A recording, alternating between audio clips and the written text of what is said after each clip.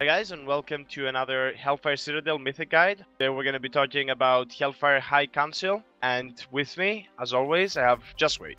Hey everyone. Hellfire High Council is the fourth boss you're going to be killing in this instance. It's a pretty straightforward fight, nothing too random about it, so you shouldn't have too much trouble killing it.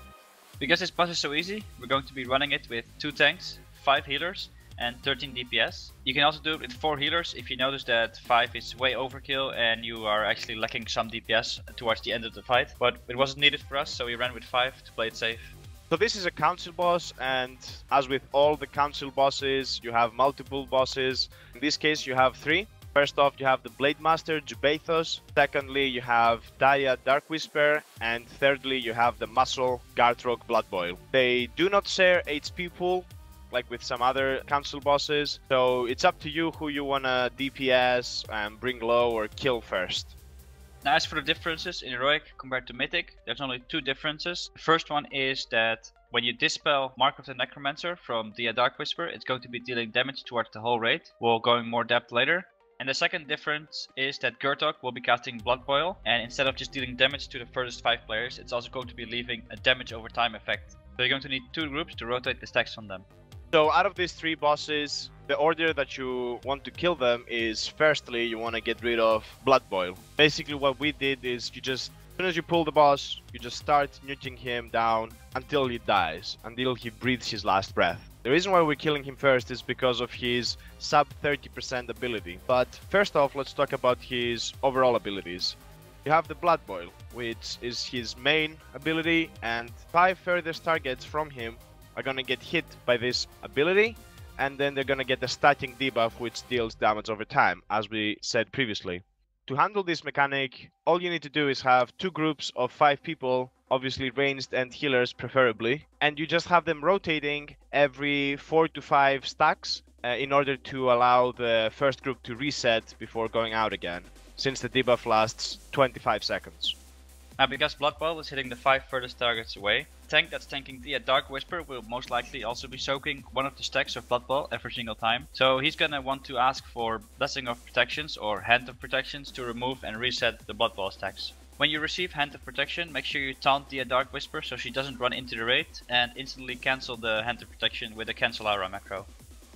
Now as for the Gurtok Blood Boil tank, he'll be getting hit by Acidic Wound. You can dodge or parry avoidance tanks. They can avoid getting the stacks. This debuff lasts 30 seconds, and it's important to know that you can reset this during the Fel Rage, so you do not have to swap tanks, for example.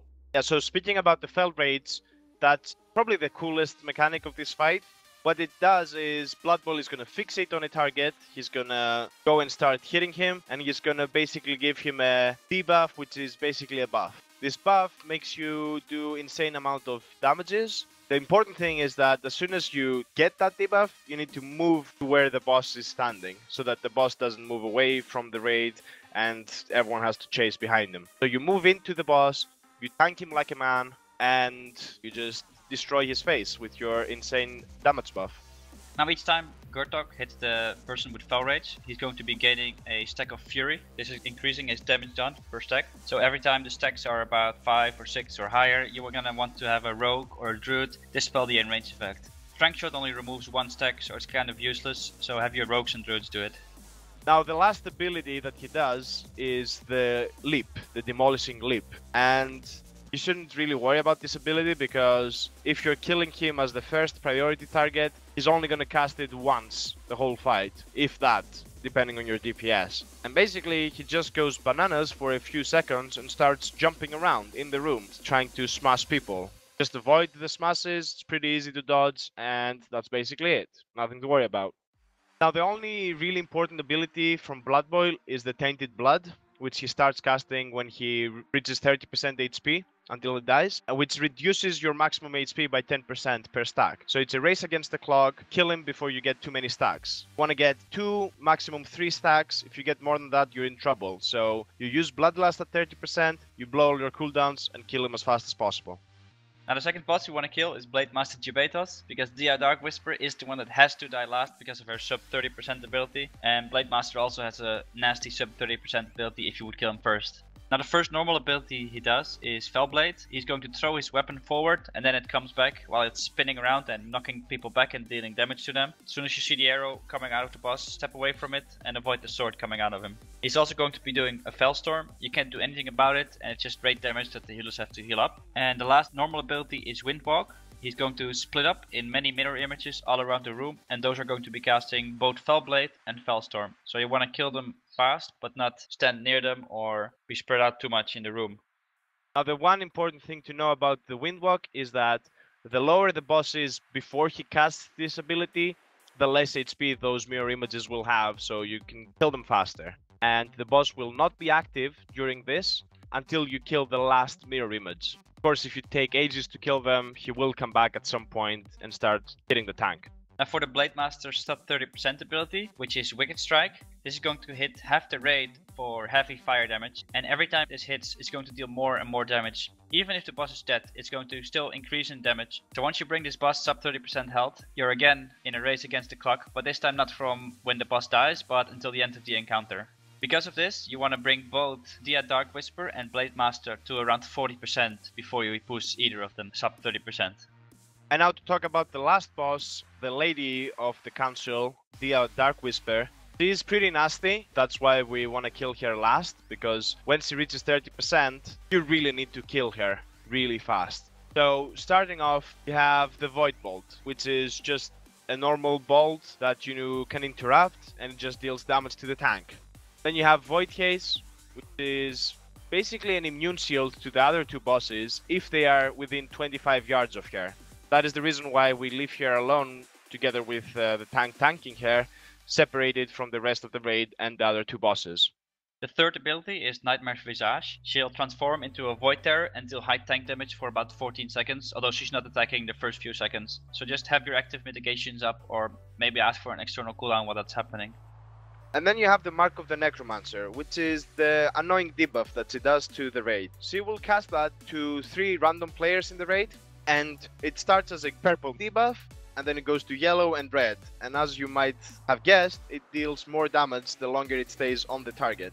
Now, at some point you have to dispel it, otherwise the target is gonna die. So generally speaking, when it reaches red, you need an assigned healer to start dispelling them, but as soon as you do that, it's gonna jump to 3 new people. So you start with 3 debuffs, and then when you dispel those 3, you're gonna have 9 debuffs.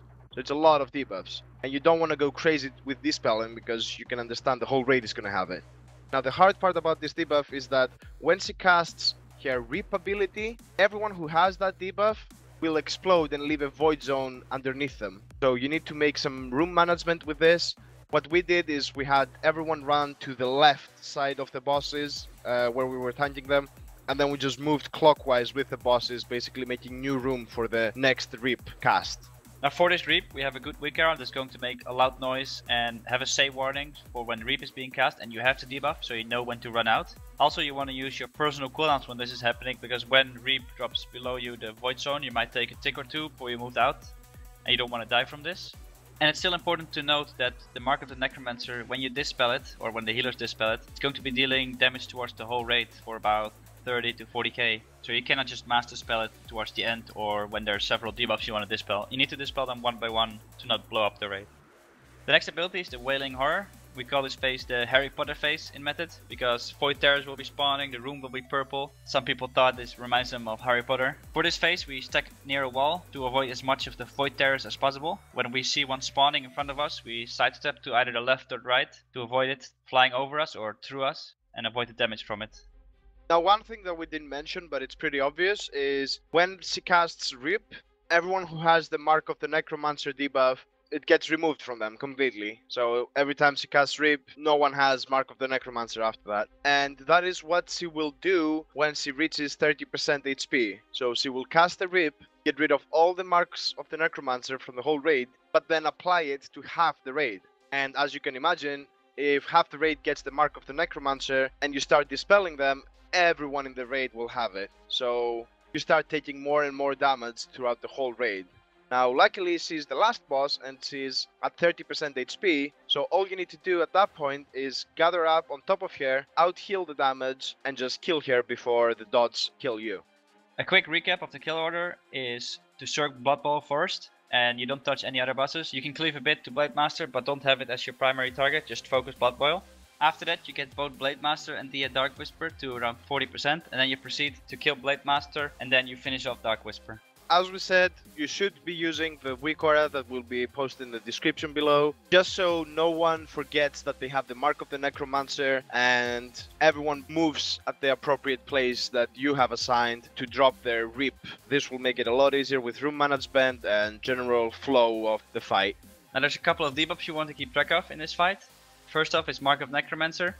We already gave a weak arrow for this, but this mostly applies to the Reap cast and the save warning, and does not keep track of how high the debuff is stacking, like the red one or the yellow one. And when it's high, you might want to use a personal cooldown when the Reap is being cast. The second one is Fel Rage. If you're targeted by this as a DPS, you want to make sure you move back to where the Blood Boil was positioned and DPS as much as you can.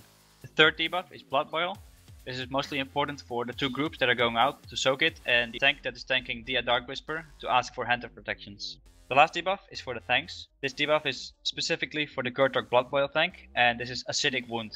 This has a 30-second duration and it can be reset during Fel Rage, but since Fel Rage is only a 24-second cast, if the debuff is longer than 24 seconds, you might have to move away after the cast to not have it reapplied. A quick small tip for Jubathos, the Blade Master, is when he casts Windwalk, which he should cast 2, maybe 3 times throughout the fight, is that you don't just run around the whole room killing mirror images all over the place. You should stick together and move as a group and basically expand from the corner that you started, the wall, outwards towards the rest of the room. And that's all you need to know about the Hellfire High Council fight. Good luck with coining those trinkets, and good luck killing the boss.